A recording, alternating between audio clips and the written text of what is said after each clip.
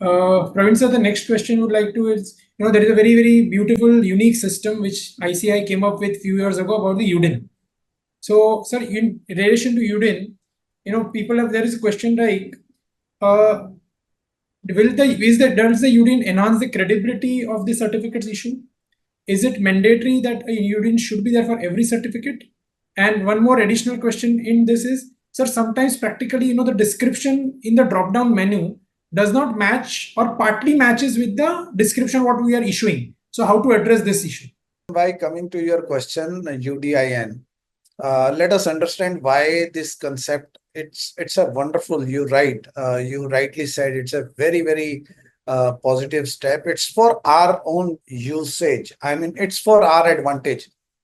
I remember many years ago when this concept was not there. I met with a very senior person who was very disturbed, and he said that somebody he went to a company and that company has shown a certificate signed under his name and was used by the bankers. And he said that I never signed it and the company is using my, so I don't know who is doing and what is doing. So he was planning to put a case and police case and all those kind of stuff. But I think this is a wonderful control mechanism that if I have to sign a certificate, there will be a two-way communication and there will be a UDIN which I will need to generate. OTP will come to me and I will put that UDIN into that certificate. So tomorrow, in case anybody wants to see that this certificate was issued by whom and this is, so they can always go to and UDIN and they can check.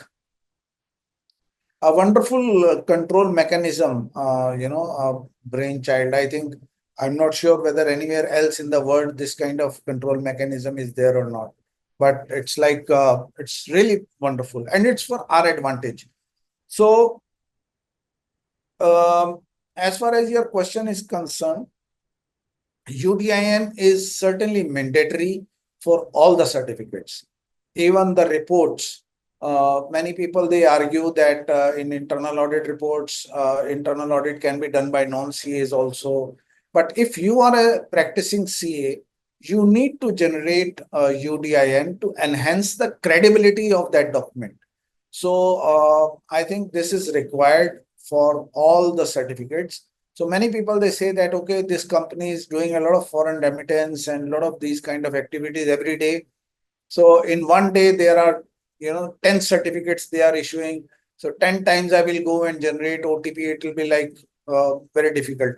So the utility has, this feature also that you can, if there are more than 3 certificates, you can put those all in Excel and all those certificate once.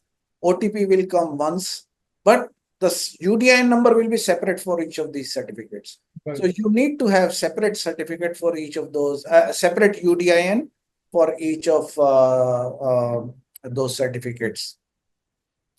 So this is mandatory. It is mandatory for all kind of reports also. And what you mentioned about the drop down, I think there is always a feature of giving feedback. So in case you find that this particular item is not appearing in the drop down, there is a feedback mechanism through which you can always write to the institute and they will include that as and when required. So they can always use your feedback to, there is always a scope of improvement. So there is always a way.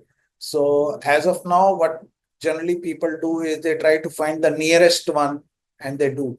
But it is important to give the feedback also that, okay, we wanted to do exactly this, if you can include that into the feedback. So it's a very proactive portal. So they will certainly look into your suggestions.